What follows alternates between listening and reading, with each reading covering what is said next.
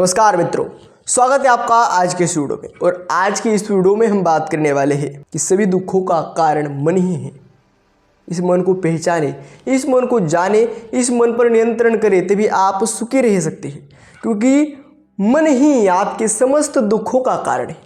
किस प्रकार से मन समस्त दुखों का कारण है, मन पर नियंत्रण कैसे रखा जाए और मन कैसे आपको फंसाता है, इसी विषय में तथा इसी संदर्भ में आज हम आपको उचित मार्गदर्शन देंगे। वीडियो में अंत तक बने रहेगा। चैनल पे नए हो तो सब्सक्राइब कर दीजिएगा। वीडियो यदि आपको पसंद आए तो एक लाइक कर दीजिएगा। तो चलिए वीडियो में आगे बढ़ते हैं। देखिए दोस्तों, इंद्रिय से श्रेष्ठ मन होता है, मन से श्रेष्ठ बुद्धि, बुद्धि से श्रेष्ठ होती है आत्मा, और आत्मा से भी श्रेष्ठ ब्रह्म, पर ब्रह्म। इस प्रकार से यह सभी चीजें आती है, किंतु आपको केवल एक ही विषय पर ध्यान देना आवश्यक है, वह है मन। क्योंकि क्या होता है कि इंद्रिय जो है, इंद्रियों को मन कंट्रोल करता है, मन को बुद्धि कंट्रोल करती है, और बुद्धि चलती है आपके आत्मा के ऊपर, आत्मा पर। बुद्धि आत्मा पर निर्भर होती है। यदि आत्मा ही नहीं रहेगी किसी भी शरीर में, तो ना ही बुद्धि चलेगी, ना ही मन चलेगा, तथा ना ही इंद्रिय चलेंगे। क्योंकि आत्मा ही सभी कारणों का मूल है, सभी मानव जाति का, सभी मनुष्यों का, सभी प्राणियों का मूल आत्मा है। आत्मा की शक्ति से, आत्मा की ही क्षमता से यह शरीर विद्यमान है, यह शरीर कार्यरत है, यह आप जाने। श्री कृष्ण गीता में कहते हैं कि ममय वांशो जीवलोके जीवभूतः सनातनः मनः षष्ठानि इंद्रियाणि प्रकृति स्थानी कर्षति। अर्थात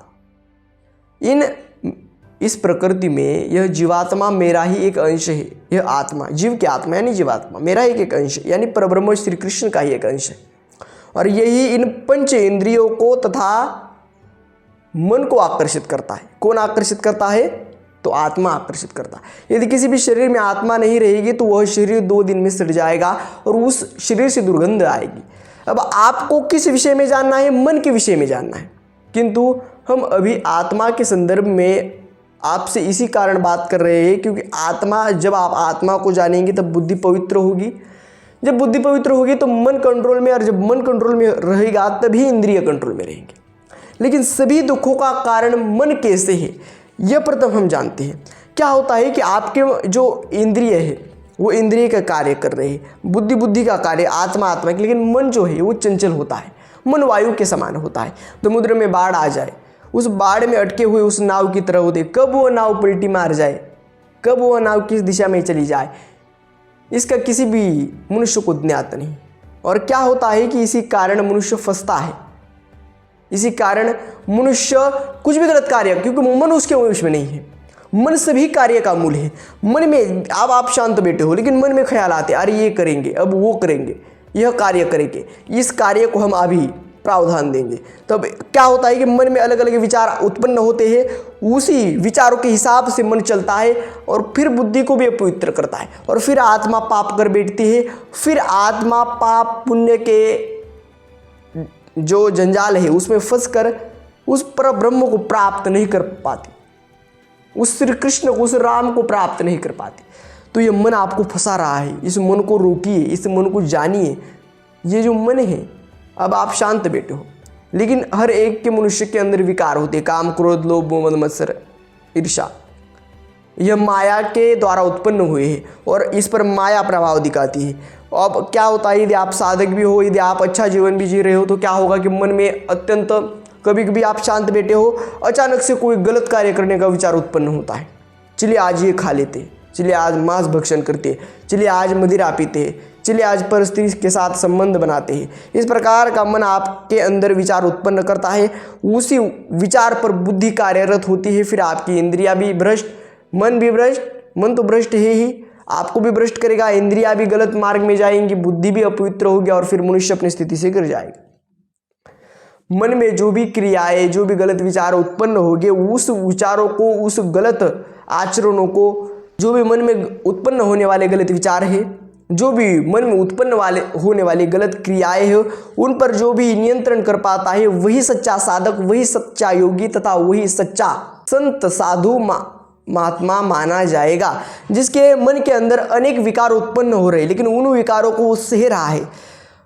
अंदर से तो विकार चल रहे हैं, लेकिन बाहरिक रूप से कभी भी वह विकार बाहरिक रूप से कभी भी वह विकार उसकी क्रिया में देखने के लिए नहीं मिलती। यानी काम आ रहा है, क्रोध आ रहा है, अलग अलग विचार सता रहे हैं, लेकिन वो क्रियाएं नहीं करता, सह जाता है, मन को अधीन करता है, मन को नियंत्रण में रखता है। वही सच्चा योगी, वही सच्चा साधक होता है। अब मन क्यों फंसाता है? क्योंकि मन की एक प्रवृत्ति है। मन इसी कारण, आपको फंसाने के कारण ही मन बना है, इसी कारण मन फंसाता है। मन पर नियंत्रण कैसे किया जाए? तो मन पर नियंत्रण करने के लिए 3 मार्ग है। प्रथम मार्ग, इच्छाओं का दमन करना पड़ेगा। द्वितीय, शरीर को निरंतर कष्ट देने पड़ेंगे। और तृतीय, अपने मन पर कार्य करना पड़ेगा। इच्छाओं का दमन करने के लिए कुछ भी मन में क्रियाएं आए, आप नाम स्मरण करिए, और कुछ भी मन में कुछ भी विचार आते हैं वो क्रिया में होने मत दे। यह होता है इच्छाओं का दमन करना।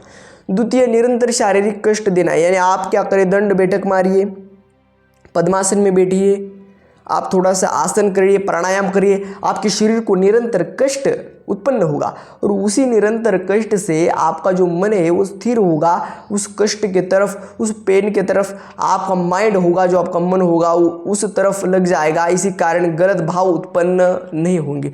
लेकिन अब हमने जो 2 चीज़ें बताई वो टेम्परेरी कार्य करती है, लेकिन अब विचार आए, अपने विचारों पर नियंत्रण किया नाम जप के द्वारा, टेम्परेरी कार्य कर रहा है नाम जप। नाम जप तो परमानेंट कार्य करता है, लेकिन विचारों पर नियंत्रण करने के लिए नाम जप, जब आप नाम जप करेंगे, यदि गलत विचार आ रहे हैं, नाम जप किया, तो उस वक्त क्या हो रहा है कि टेम्परेरी इलाज हो रहा है।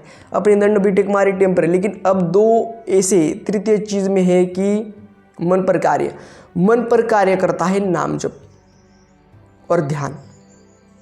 गलत विचार आ रहे हैं तब यदि आपने नाम जप किया, वो नाम जप अलग है। किंतु यदि आप निरंतर नाम जप करते हो, सोते जागते, उठते बैठते, चढ़ाव उतार, निंदा स्तुति, हर एक समय, हर एक क्षण सदैव आपके मुख पर राम सीता का नाम है, कृष्ण का नाम है, हरि का नाम है, शिव का नाम है, तो क्या होगा?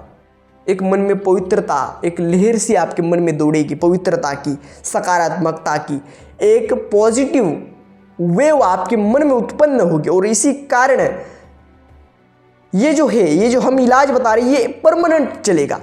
और द्वितीय है ध्यान। ध्यान से, नाम जप से मन पर कार्य किया जा सकता है। यदि आप ऐसे ही बैठे हो, मन में गलत विचार उत्पन्न हो रहे हैं, आपने दंड बैठक मार ली, एक टेम्पररी, एक क्षणिक उपाय कर लिया। यदि आप ऐसे ही बैठे हो, मन में गलत विचार आ गया, नाम जप कर लिया, क्षणिक उपाय। लेकिन यदि आपने उस विचारों पर नियंत्रण करने के लिए नहीं, किंतु आपने अपने मन पर कार्य करने के लिए, मन पर नियंत्रण करने के लिए, आपने अब आपके मन का अभ्यास करने के लिए, आपके मन पर कार्य करने के लिए ध्यान का, नाम जप का सहारा लिया, तो फिर आपका मन शांत रहेगा। और गलत विचार आपके अंदर ऐसे आएंगे कि आते आते चले भी जाएंगे, लेकिन वह विचार रुक नहीं पाएंगे और आपको किसी भी क्रिया में लगा नहीं पाएंगे।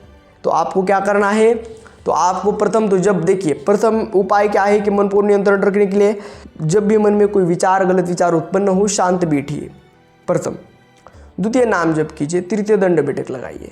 किंतु इससे भी मन शांत नहीं होता तो आपको मन पर कार्य करना पड़ेगा। और मन पर कार्य कैसे करें? तो निरंतर नाम जप के द्वारा, निरंतर ध्यान के द्वारा। निरंतर का अर्थ यह नहीं कि आप दिन भर बैठे ही रहो। आपको क्या करना है कि सुबह शाम ध्यान करना है। और नाम जप क्या है? अब आप देखिए, टिफिन खा रहे हो, एक निवाला ले लिया, राम नाम बोल दिया, दूसरा निवाला ले लिया, राम का नाम बोल दिया। अन्न भी पवित्र, पाचन अच्छा, उसी के साथ साथ मन पवित्र। कहीं भी चले जा रहे हो, यदि ट्रैवलिंग में हो तो सीधी माला हाथ में ले ली और ऐसे सीताराम का जाप कर लिया, शिव का जाप कर लिया, तो फिर आपका मन जो होगा, उस मन पर आप निरंतर कार्य कर रहे हो। इसी कारण मन में गलत विचार भी उत्पन्न नहीं होंगे।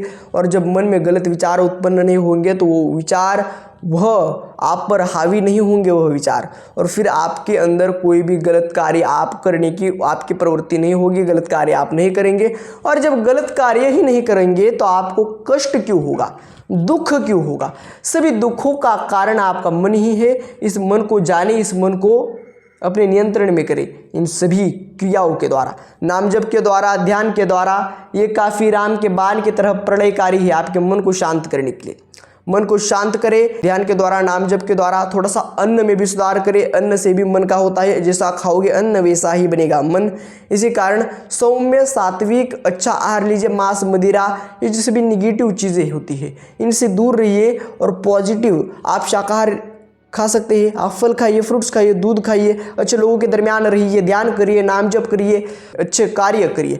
फिर देखने के लिए मिलेगा कि कोई भी नकारात्मकता नहीं है, कुछ भी नेगेटिविटी नहीं है, और सिर्फ पॉजिटिविटी है। नेगेटिव विचार भी आ रहे हैं, नेगेटिविटी भी सता रही है, तब आप उस जो भी आपने निरंतर नाम जप किया है, ध्यान किया है, उसके माध्यम से वह विचार क्षण भर में ही उत्पन्न होते हैं, क्षण भर में ही समाप्त होते हैं। इन सभी पर ध्यान दीजिए, इसका अवलंब अपने जीवन में करें, और अवश्य आप देखेंगे कि मन पर आप नियंत्रण कर पाएंगे इन सभी चीज़ों के द्वारा। आज की वीडियो में इतना ही, मिलते हैं अगले वीडियो में ऐसे एक नए टॉपिक के साथ। तब तक के लिए धन्यवाद।